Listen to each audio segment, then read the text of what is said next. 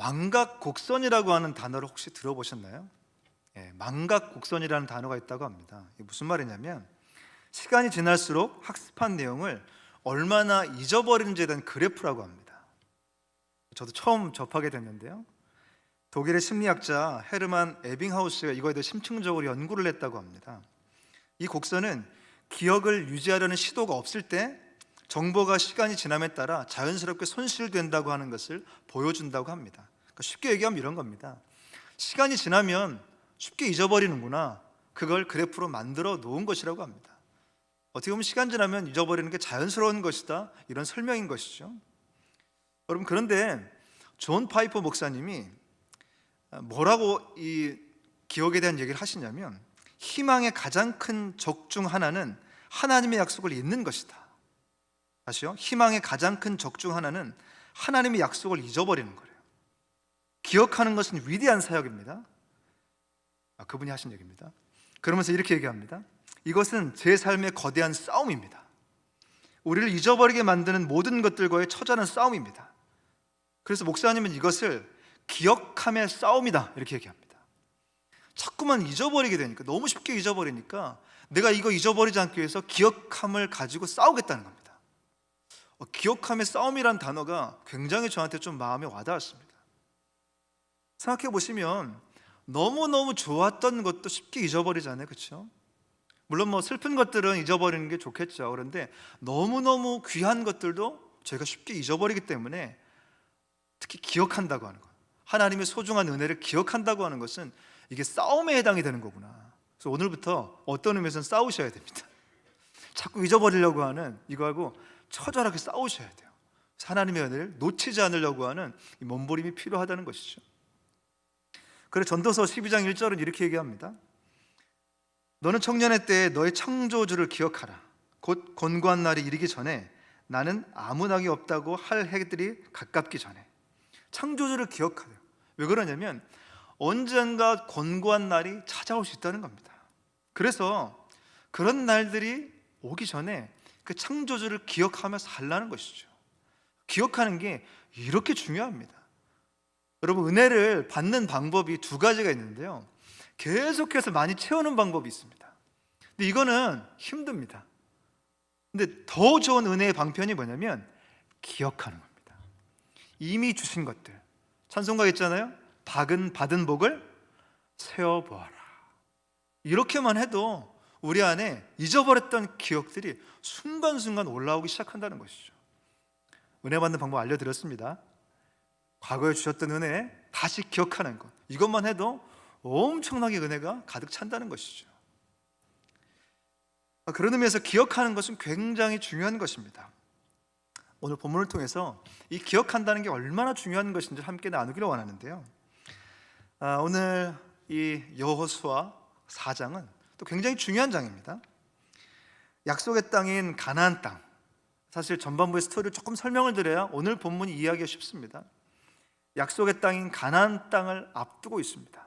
근데 거기에 뭐가 있었냐면 요단강이 있어요. 요단강. 이 요단강만 건너가면 되는데 요단강이 가로막혀 있으니까 쉽지가 않은 거예요. 근데 하나님께서 뭐라고 명령하시냐면 요단강을 건너가라 명령하세요.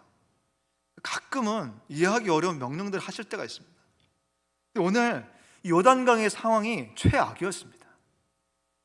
요단강의 수위가 얼마나 높냐면, 역사가들이 당시 요단강의 상황을 볼 때 강물이 불어서 여러분 깊이가 4m, 그리고 넓이는 한 30m가 될 것이다. 그러니까 이게 무슨 얘기냐면 도저히 건널 수 없는 상황이래요. 요단강의 상황은 누가 보아도 건널 수 없는 상황이다 라고 얘기하는 것이죠. 그런데 하나님이 어떻게 명령하셨다고요? 요단강을 건너가라. 이런 때가 있어요. 아무리 상황을 봐도 오늘 이건 아닌 것 같은데, 이건 도저히 할 수 없을 것 같은데 하나님이 강하게 마음 가운데 도전을 주실 때가 있습니다. 너 그거 해라. 너 요단강 건너라. 이럴 때는요, 반드시 이유가 있습니다. 여러분, 반드시 이유가 있습니다.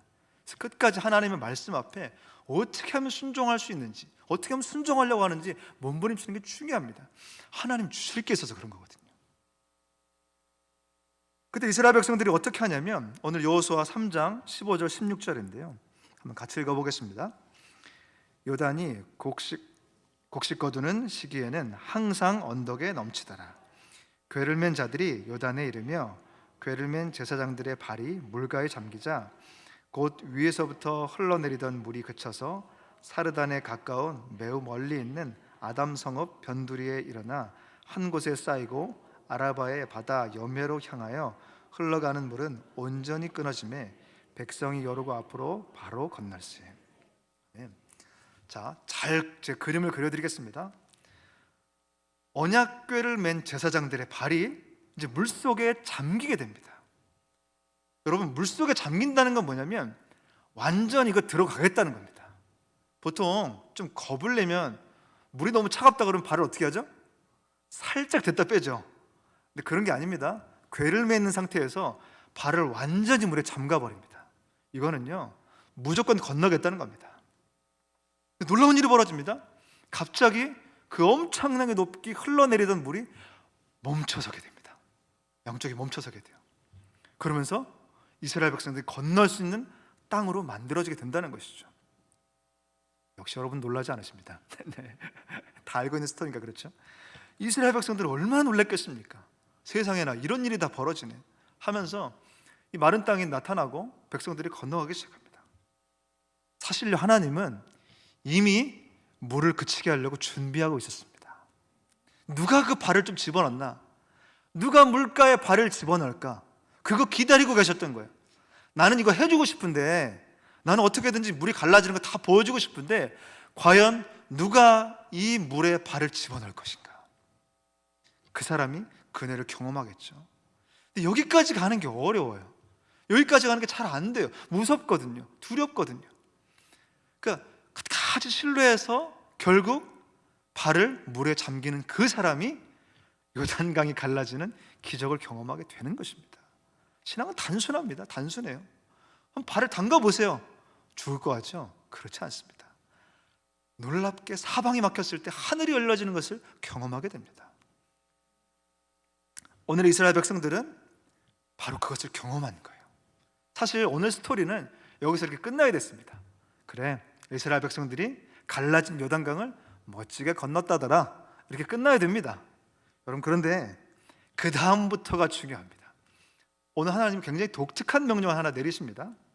현재 이스라엘 백성들이 전부 다 건너간 상황이에요. 그리고 중앙에 누가 있었냐면 언약궤를 메고 있는 제사장들은 남아 있었어요. 백성들이 끝까지 건너갈 때까지 그들은 남아 있었던 것이죠.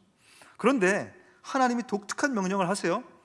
오늘 여호수아 4장 2절 3절입니다. 백성의 각 지파에게 한 사람씩 12사람을 택하고 그들에게 명령하여 이르기를 요단 가운데 제사장들의 발이 굳게 선 그곳에서 돌 12를 택하여 그것을 가져다가 오늘 밤 너희가 유숙할 그곳에 두게 하라 하시니라. 12지파 중에서 12명을 선택해서 중앙까지 가래요. 가서 그 중앙에 있는, 요단강 중앙에 있는 돌을 한 개씩 택하랍니다. 총 12개가 되겠죠. 그걸 가지고 이제 본인들이 유숙할, 잠잘 곳 가서 세워 놓으라는 겁니다. 왜 이 12돌을, 이 12돌은 이스라엘 전체를 상징하는 거겠죠. 왜 12돌을 거기에 세워 놓으라고 한 것일까요? 답은 기억하기 위함입니다. 하나님을 기억하기 위해서. 어떻게든 하나님을 기억할 수 있는 그것을 하나님이 가져오라는 것이죠. 오늘 하나님께서 이스라엘 백성들이 요단강을 건너겠다는 그 사실을 잊어버리지 않기 위해서 그 요단강 중앙에 어디서도 만날 수 없는 그 돌 12개를 가지고 와서 세워 놓으라는 것이죠. 그래서 나중에 후손들이 이 돌 뭐예요? 여기 돌 12개 세워져 있는데 무슨 돌이에요? 물어봤을 때 그때 그 의미와 뜻을 정확하게 설명해 주라는 것이죠. 오늘 여호수아 4장 7절에 보니까 얘기하는데요. 7절 말씀 같이 한번 읽어보겠습니다. 7절입니다.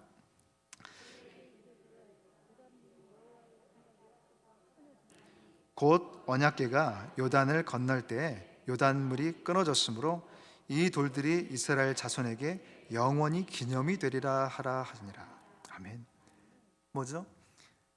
나중에 후손들이 물어볼 때 이게 뭐냐면 요단강이 갈라져 있는 거기에서 가져온 거야. 근데 언제까지 기념을 하라고요? 그들에게 영원히 기념이 되게, 영원히. 여러분 그런 거 있으신가요? 우리 자녀들에게 영원히 기념이 될 만한, 여러분 그런 12돌 같은 거 있으세요? 그런 거 가지고 있으라는 거예요. 자꾸 잊어버리니까, 후손들이 하나님께서 어떤 일 하셨는지 자꾸 잊어버리게 되니까. 우리 성서중보교회 가운데 하나님 일하셨던 게 많이 있잖아요. 그 잊어버릴 수 있으니까 이 12돌 같은 거 잘 간직하고 있으라는 거예요. 기억하고 있으라는 겁니다. 그래서 하나님이 언제든지 그런 일을 다시 행하실 수 있다는 사실을 기억하라는 것이죠. 여러분 기억하는 게 이만큼 중요합니다.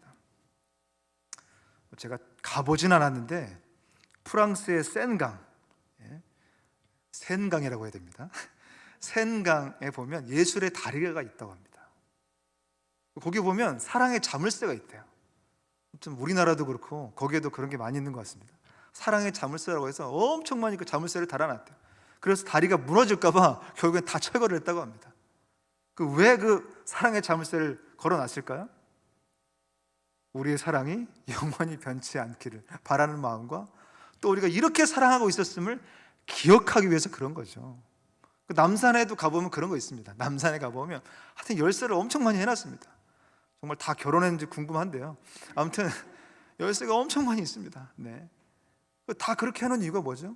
우리 사랑 변치 말고 영원히 함께하고 나중에 우리가 다시 여기 와서 봤을 때 우리가 이렇게 사랑하고 있었구나, 이렇게 사랑했었구나, 그거 다시 기억하자는 것이죠. 하여튼 이렇게라도 기억하고 싶은 마음이 아마 거기에 담겨 있는 게 아닌가 생각이 듭니다. 그건 어쩌면 역설적으로 우리가 잘 잊어버린다라고 하는 인간의 연약함을 잘 반영해 준다고 생각이 듭니다. 여러분 2021년 이제 한 달, 거의 2달 정도 됐잖아요. 하나님이 주신 은혜가 있으신가요? 어떤 은혜가 있으신가요? 네, 감사합니다. 그 은혜를 기억하고 계시나요? 기억하고 계세요? 전 이게 더 중요한 것 같아요. 주실 은혜도 중요한데요, 이미 주신 것만 잘 기억해도 신앙생활은 다 이겨낼 수 있습니다. 진짜 힘들고 어려운 거 생각해 보십시오. 어떻게 그거 다 이겨냈습니까? 어떻게 다 그 건너왔어요? 하나님이 하신 거잖아요. 그거를 다시 기억하라 말씀하고 있는 것입니다.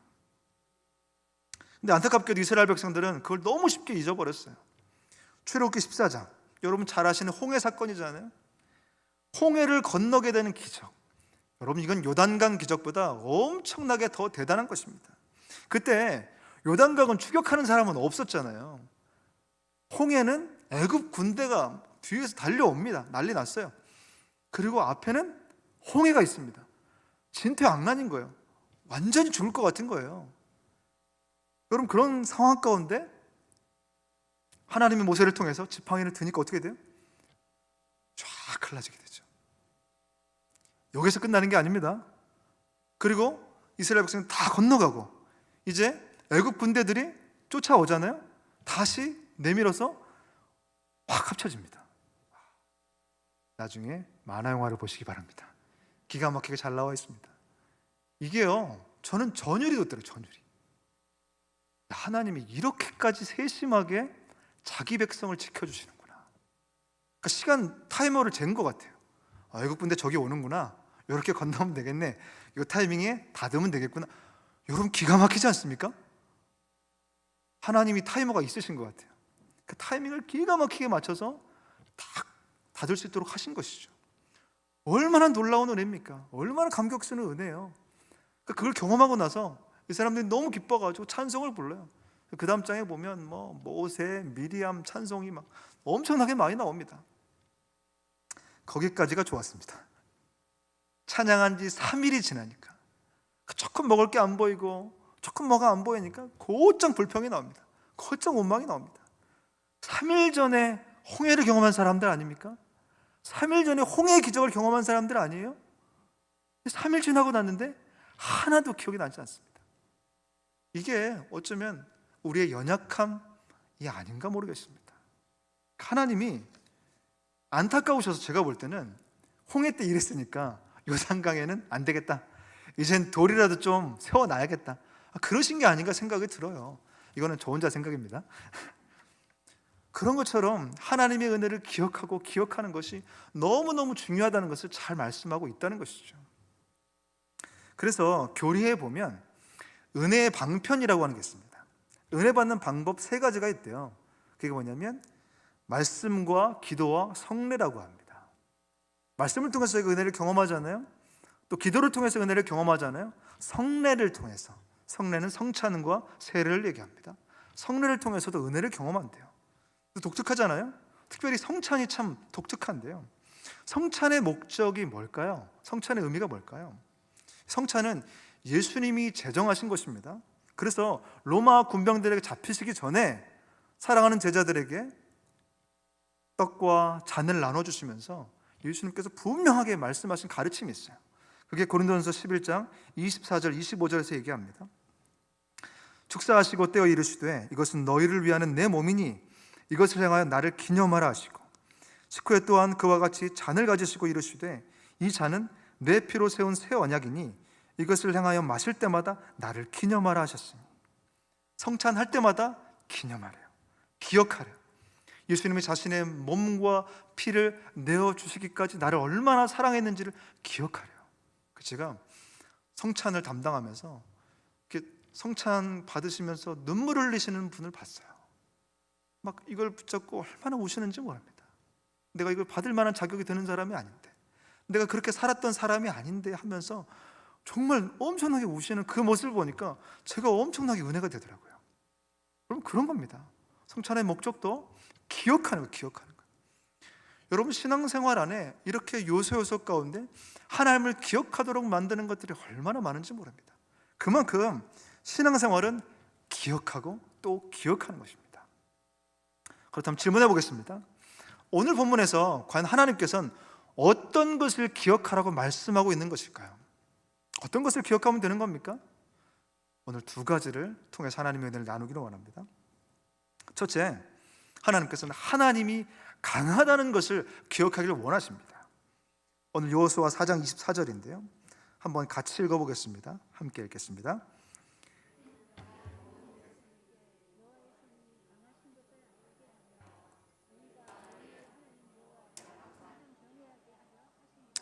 아멘.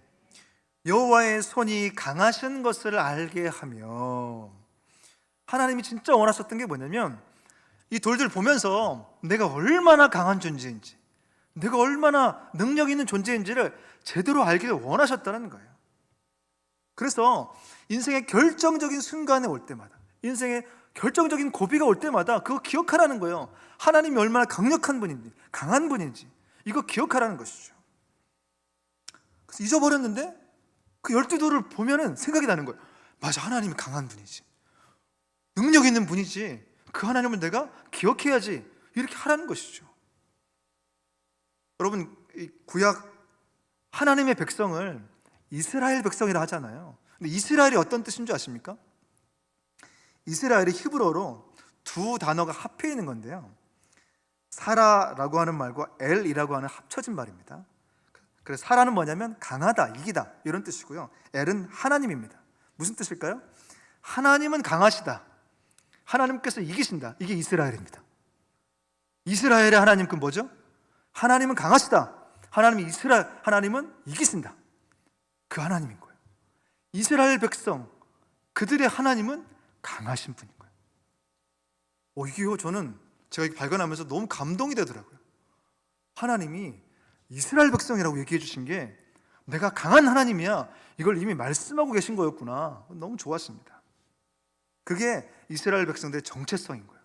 여러분 약하지 않습니다. 우린 약하지만 하나님이 강하십니다. 그러니까 하나님의 백성들, 하나님의 군대는 강한 거예요. 우리가 아니라 그분이 이미 우리의 정체성을, 넌 이스라엘이야, 너는 강한 백성이야, 너는 강한 하나님을 믿고 있는 사람이야, 이렇게 선포하고 있다는 것이죠. 오늘 그 하나님을 신뢰하시기 바랍니다. 그래서 여호수아는 여호수아 1장에 보면 사실 굉장히 두려워했어요. 모세라는 어마어마한 지도자 다음에 본인이 지도자가 됐잖아요. 얼마나 두렵겠습니까? 얼마나 무섭겠어요. 해본 적이 없는데. 그런데 하나님께서 여호수아 이스라엘 백성들에게 하나님이 얼마나 강하신 분인지를 여호수아 전체를 통해서 다 얘기해 주십니다. 여러분, 소리를 질러서 여리고 성이 무너집니다. 소리를 질렀는데요, 성을 돌고요, 소리를 질렀어요. 도저히 무너지지 않은 철옹성, 여리고성이 와르르 무너져 내립니다. 놀라지 않으시니까 하나 더 해보겠습니다. 엄청난 가나안 연합군들이 몰려들어서 이스라엘 백성들을 이기겠다고 막 몰려든 거예요. 그거 어떻게 하겠습니까? 그때 등장하는 게 있습니다. 뭐가 등장하냐면 우박이 등장합니다. 우박이 등장해서요, 이거 뭐 싸움도 한번 못 해보고 완전히 그 연합군이 전멸되게 됩니다. 하나님이요 얼마나 강하신지를 그냥 여호수아 전체를 통해서 보여주신 거예요.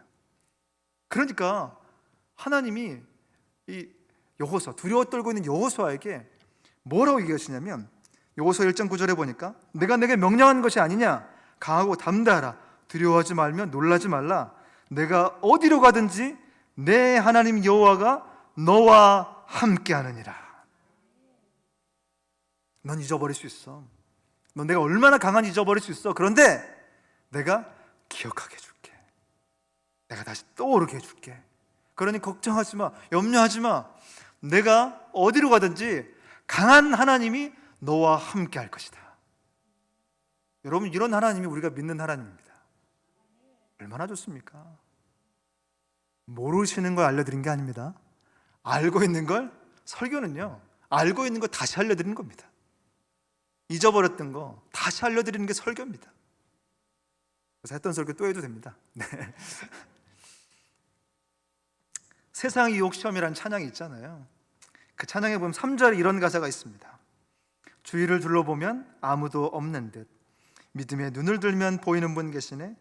지금도 내 안에서 역사하고 계신 사망과 어둠의 권세에 물리치신 예수님, 주를 찬양, 손을 들고 찬양. 전쟁은 나에게 속한 것 아니니 주를 찬양, 손을 들고 찬양. 전쟁은 하나님께 속한 것이니. 여러분, 여러분이 싸우시겠습니까? 그분이 싸우도록 하시겠습니까? 정답이 뻔하죠. 여러분의 힘으로 싸우시겠습니까? 그분이 싸우시도록 자꾸 내어드리겠습니까? 내어드리는 게 훨씬 낫죠. 주님이 싸워주세요. 주님이 훨씬 잘 싸워. 왜냐하면 주님이 강한 분이시니까 저 대신 싸워주세요. 여러분, 이것이 신앙생활인 줄로 믿습니다. 그럼 우리는 할 게 하나밖에 없습니다. 주를 찬양. 그냥 찬양하면 됩니다. 맡겨드리고 또 찬양하고, 근심이 찬양하면 또 맡겨드리고 또 찬양하고. 여러분, 그러면 그게 이기는 길인 줄로 믿습니다. 오늘 그런 강한 하나님을 기억하고 또 기억하시는 모두 성도님들이 되시길 바랍니다. 자, 둘째, 하나님께서 어떤 것을 기억하라고 말씀하시는가? 하나님을 경외해야 한다는 것을 기억하라고 말씀하십니다. 오늘 여호수아 4장 24절인데요 한번 같이 또 읽어보겠습니다. 24절입니다. 이는 땅의 모든 백성에게 여호와의 손이 강하신 것을 알게 하며 너희가 너희의 하나님 여호와를 항상 경외하게 하려 하심이라 하라. 아멘. 하나님 여호와를 항상 경외하게 하려 하심이라. 이 경외라는 말이 많이 들어봤는데 굉장히 어려운 말입니다. 좀 멀게 느껴지고 무섭게 느껴지죠. 그 원래적인 의미의 뜻은 존경하지만 두려워한다는 뜻입니다. 너무 존경스러워요. 근데 좀 두려운 거예요. 그래서 경외는 아버지같이 굉장히 친근한 그 느낌도 가지고 있고요, 거기에다가 뭘 더해야 되냐면 하나님에 대한 그 피조물과 창조주와의 관계 속에서 있는 하나님에 대한 두려움도 수반되어야 합니다. 그러니까 이게 조금 어려운 거예요, 경외하다는 단어가. 근데 존 비비어라고 하는 분이 이 경외라는 단어를 너무 쉽게 설명했습니다. 경외라는 단어를 뭐라고 얘기하냐면 친밀한 두려움이다, 이렇게 얘기합니다. 친밀한 두려움. 너무 좋죠, 단어가. 친밀하지만 두려움을 갖고 있는. 그래서 이렇게 얘기합니다. 우리가 자신 있게 하나님께 나아갈 수 있는 것은 다 하나님의 사랑 덕분입니다. 성경은 우리가 합당한 자세로 하나님께 나아가 섬겨야 한다고 덧붙입니다. 합당한 자세란 바로 경건함과 두려움으로 나아가는 것입니다. 언제든 나아갈 수 있지만 그러나 경건함과 두려움을 가지고 나아간다는 것이죠. 근데 이게 어려워요. 왜 어렵냐면 어렸을 적부터 부모님께 두 가지 중에 하나만 봤거든요. 너무 부모님이 무섭든지 너무 무서운 거예요. 그래서 하나님도 무서운 존재를 여기게 되는 그런 게 하나 있고요, 혹은 너무 친밀해서 친구 같은 거예요. 친구 이상으로 생각이 잘 안 드는 거예요. 이 두 가지가 하나님에 대해서 오해할 수 있는 부분인데요, 경외는 이 두 가지를 전부 다 포함하고 있는 것입니다. 근데 이게 왜 필요할까요? 경외가 왜 필요할까요? 제가 이 부분을 고민하면서 잠언 8장 13절을 발견하게 됐는데요, 이렇게 얘기합니다. 여호와를 경외하는 것은 악을 미워하는 것이라. 나는 교만과 거만과 악한 행실과 패역한 입을 미워하느니라. 여호와를 경외하는 게 악을 미워하는 거래요. 여러분, 악에서부터 떠나길 원하시나요? 죄에서 떠나고 싶으세요? 그렇게 살지 않고 싶은 마음이 들고 싶으세요? 여호와를 경외하시기 바랍니다. 여호와를 경외하면 죄가 미워지게 돼요. 죄가 싫어지게 돼요. 악을 가까이 하고 싶지 않게 돼요. 싫은 거예요. 이게 여호와를 경외할 때 주어지는 선물이래요. 좋으시죠? 경외하는 게 좋은 겁니다. 무서운 게 아닙니다. 그래서 잠언 19장 23절은 또 이렇게 합니다. 여호와를 경외하는 것은 사람으로 생명에 이르게 하는 것이라. 경외하는 자는 족하게 지내고 죄악을 당하지 아니하느니라. 여호와를 경외하는 것은 사람이 생명을 얻는 길이에요. 생명. 다르게 살도록, 하루를 살아도 다르게, 영원한 생명이 공급돼서 다르게 살도록 하는 방식의 삶이래요. 그러니까 경외하는 건 좋은 겁니다. 아, 그렇구나. 악에서부터 멀어지고 생명이 공급돼서 다르게 살도록 만들어주는 것이구나. 너무 좋은 것이죠. 그래서 성경에 보면 이 경외를 잘한 사람이 있습니다. 혹시 누가 있을까요? 경외를 잘한 사람. 욥이 있습니다. 욥. 욥기서 1장 1절에 보니까 우스 땅에 욥이라 불리는 사람이 있었는데 그 사람은 온전하고 정직하여 하나님을 경외하며 악에서 떠난 자더라. 이게 세트입니다. 하나님을 경외하는 것과 악에서 떠난 것, 이게 같이 따라옵니다. 그러니까 여러분, 하나님을 경외하는 마음, 이걸 가지시면 악에서 떠나는 방식의 삶이 같이 따라오게 된다는 거예요. 욥은 그런 사람이었다는 거예요. 그런 사람의 특징, 인생에 엄청난 고비를 만나잖아요. 다 빼앗기고 다 잃어버리게 되는 것처럼 상황을 만나잖아요. 그때 경외하는 그 사람의 고백은 뭐냐면 주신 자도 여호와시오 취하신 자도 여호와시니. 이 엄청난 고백을 하게 된다는 것이죠. 하나님을 인정하는 거예요. 오늘 이게 하나님을 경외하는 사람들의 삶의 방식과 모습이라는 것이죠. 그래서 어떤 의미에서는 경외가 회복돼야 돼요. 이 시대는 너무 무서워하거나 아니면 너무 친구 정도로만 여기는 이 두 가지밖에 없습니다. 부모 자녀의 가장 건강한 관계는 뭘까요? 경외입니다. 경외. 자녀가 부모를 경외할 수 있다면 가장 좋은 관계입니다. 그래서 부모의 권위 안에 순종할 수 있는 이런 관계가 되는 게 가장 좋은 관계예요. 하나님도 그렇습니다. 오늘 그런 경외, 하나님이 12도를 바라보면서 하나님이 얼마나 강하신지, 그리고 또 하나님을 경외하도록 바라보라고 하나님 말씀하신 줄로 믿습니다. 말씀의 결론을 맺으려고 합니다. 히브리서 12장 3절을 보면 이렇게 얘기하는데요, 너희가 피곤하여 낙심하지 않기 위하여 죄인들이 이같이 자기에게 거역한 일을 참으신 일을 생각하라. 살아가다 보면 피곤한 때가 있잖아요. 지칠 때가 있잖아요. 신앙생활을 열심히 하다가도 지칠 때가 있습니다. 피곤할 때가 있어요. 그냥 아무것도 안 하고 싶고 그럴 때가 있어요. 그때 뭐가 찾아오냐면 낙심이 찾아온대요. 아, 이거 한다고 뭐가 다르겠어? 이거 한다고 뭐가 달라지겠어? 이런 순간적으로, 사실 벌어진 일은 아닌데 마치 그렇게 될 것 같은 그 마음이 마음속에 가득하게 찬다는 것이죠. 그때 뭘 하라고 얘기하냐면 우리가 죄인 되었을 때 하나님을 거역하였다, 나를 참아주신 그분을 생각하래요. 은혜가요 생각보다 단순합니다. 잘 생각해 보시면 예수님 믿기와 믿기 전과 믿은 후, 예수님 믿기 전에 혹은 예수님 깊이 만나기 전에 그 모습들을 생각해 보세요. 저한테 목사님은 주님을 인격적으로 만나기 전으로 돌아가실래요? 아, 그럼 전 거절하겠습니다. 지금이 훨씬 좋습니다. 너무너무 좋아요. 뭐 뒤돌아가고 싶은 생각이 없습니다. 10대 때로 아닙니다. 저는 지금이 좋습니다. 왜 그러냐면 그때 생각하면 얼마나, 지금도 미숙하지만 그때는 얼마나 더 미숙한 게 많고 얼마나 부족한 게 많았는지 몰라요. 근데 하나님의 은혜와 사랑 안에, 근데 그걸 생각해 보면은 너무너무 감사한 거예요. 그렇지. 근데 이게요 다 아는 얘기시잖아요. 다 아시는 얘기시잖아요. 나를 참아주신 거, 나를 기다려주신 거, 나를 용납해주신 거 모르는 사람이 없습니다. 그런데요 이걸 감격해 하는 사람이 있고요, 이 감격이 식어진 사람이 있습니다. 어떻게 될까요? 성경은 똑같이 얘기하잖아요. 죄인들을 이같이 자기에게 거역한 일을 참으신 일을 생각하라. 이게 어떤 사람에게는 사무치도록 감동이 되고요, 어떤 사람에게는 좀 이렇게 뭐랄까요, 그냥 이렇게 맹숭맹숭하게 다가갈 수 있는 것이죠. 이게 어떤 이유일까요? 어떤 이유일까요?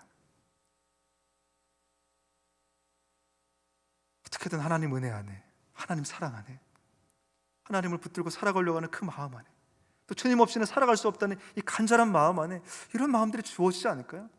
그 신앙생활이 매일마다 그 마음들이 새로워지는 것이 필요합니다. 하나님, 오늘 하루 가운데 제가 또 주님이 필요해요. 어제 만나 주셨지만 어제 만나로 저는 살아갈 수 없어요. 오늘 또 하나님의 만나가 필요합니다. 주님, 저를 도와주세요. 새로운 은혜를 주세요. 아침마다 새롭고 늘 새로운 은혜를 저에게 공급하여 주옵소서. 오늘 그 주님을 기억하고 또 기억하는 그 절박함 가운데 살아가는 것이죠. 제가 꿈꾸는 목회는 절박함의 목회입니다. 주님, 절박해요. 오늘 수요예배 와야 되는데 주님, 저한테 은혜가 없습니다. 은혜를 좀 주세요. 성도님들 만나야 되는데 도와주세요. 이런 절박함이 있으면 하나님이 은혜 주시지 않을까요? 여러분, 새벽에 나오시고 주일에 나오시고 아침에 일어나서 말씀 보고 절박함이 있는 거예요. 주님, 오늘 그냥 가면 안 돼요. 진짜 도와주셔야 돼요. 이런 절박함을 가지고 주님 앞에 나아오시는 여러분 한 분 한 분들이 되시기 바랍니다. 놀랍게도 은혜는 바로 앞에 있습니다. 바로 옆에 있습니다. 바로 내 안에 있습니다. 오늘 그 하나님, 그분이 말씀하십니다. 기억하라, 기억하라, 또 기억하라. 오늘 그 하나님의 은혜를, 또 하나님이 얼마나 강하신 분인지, 그리고 그 하나님을 경외해야 되는 분이라고 하는 사실을 기억하시는 사랑하는 모든 성도님들이 되시기를 주님의 이름으로 축원합니다.